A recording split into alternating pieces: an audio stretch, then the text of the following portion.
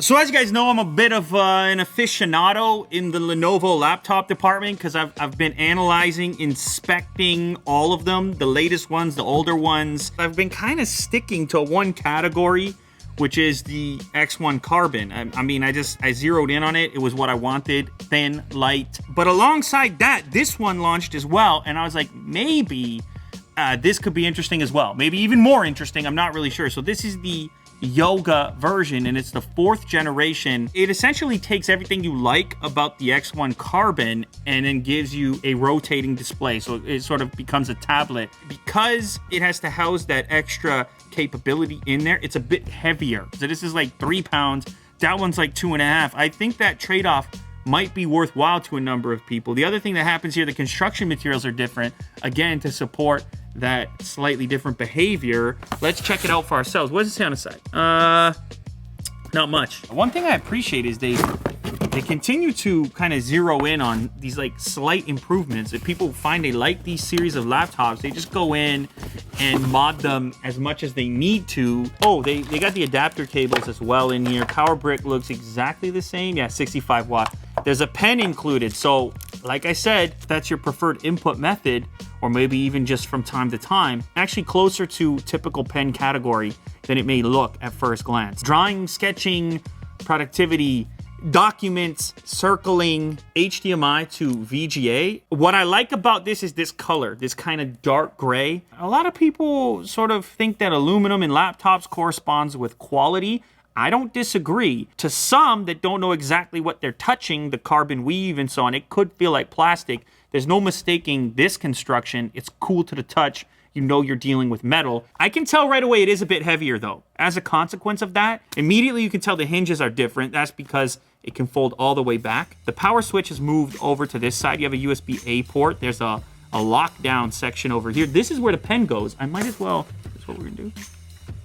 Oh, that's too easy. Okay, nice little spot for the pen. So to pop it out, what do? You just, that's it, simple. This, it's out of the way, but it's there when you want it. So that's kind of a nice implementation. Headphone jack, a full-size HDMI port, another USB-A port, and then you have 2 Type-C ports supporting Thunderbolt 3. Pretty cool so far. I don't know, am I converting? It's quite possible. Can I open it up without the thing tilting back? That's what the old laptops did. Hopefully this one doesn't.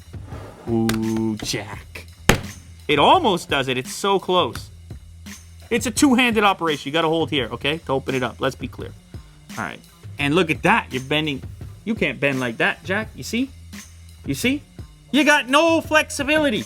I'm converting to this one now. I'm converting laptops too frequently. Laptops are turning into smartphones for me. The meme factory is out here producing. We have a speaker grill along the top, right in this location here. I hope it sounds good. It does have the Dolby Atmos badge. It's my favorite thing about the newest version of the Carbon version of this laptop is it sounds so much better. I think one of the benefits of having a slightly heavier laptop using aluminum here is this baby feels planted. And I'm telling you right now, the quick brown fox never felt so good because I feel like this construction might actually take this keyboard to another level. It feels very high quality. And you know, I'm just gonna say something right now. I feel like this Trackpad material might be a bit different because this is very smooth. Look at this, ready? Goes all the way, boom. All right, now that's what you're paying for. You see that right there? I'm not even joking, man. If you're tight for space, you're watching a video, you're trying to eat your breakfast cereal, Jack, you see? You put that there, you got nothing in front. It is the 4K display, Mr. Willie Doo. So that's 470 nits. So it's a slight toggle back on the nit counter from the Carbon, because that was 500 nits, right? But still touchscreen, pretty responsive there. Touch, scroll, the pen is so much better, obviously, for touchscreen. I'm kind of a fan of it. The wobble might get to you, though.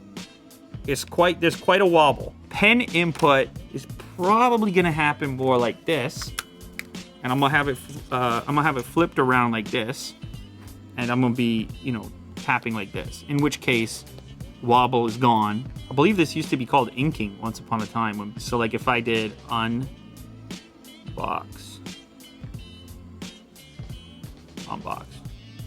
I think a lot of people are going to be cross-shopping this versus the regular X1 Carbon, as you would, right? You're like, specs are the same chipset. You're looking at the same options for RAM, for storage. Now you're gonna notice it's got a chin on it. You see, like right here, you got a fairly significant chin on it. Oh wow, you can block the front-facing camera with this little tiny, barely there switch. Here we go, full volume. We're so aware of it now. Sort of started the notch trend, or at least was there at the forefront, popularized it. I would say it's body ratio comparable. Trend. I don't know. It's usable. It's not blowing me away. Maybe I think part of the reason I had such a reaction on the regular X1 Carbon was because of how bad the 6th generation and before that were from a sound perspective. This is in your typical region, in the right range for the sound you would expect out of a laptop. I've heard louder. What can I say about this device? What's already great about the laptop I've been using for a while now, the standard X1 Carbon, it adds to it a slightly nicer trackpad in my opinion. Different materials. You go the aluminum route. You get the flipping screen. You get the pen input. Maybe you can't see yourself using that very much, but you want to have it. You want to have the option, the potential to go that direction. This one gives it to you. The displays for me are comparable. The sound is comparable. Performance is going to be comparable. I'm going to see. I'm going to try. I'm going to see. But right now, I'm feeling like this particular model could displace, even as much as I like the current Carbon. It's my first experience with the Yoga. I think I'm going to switch it out.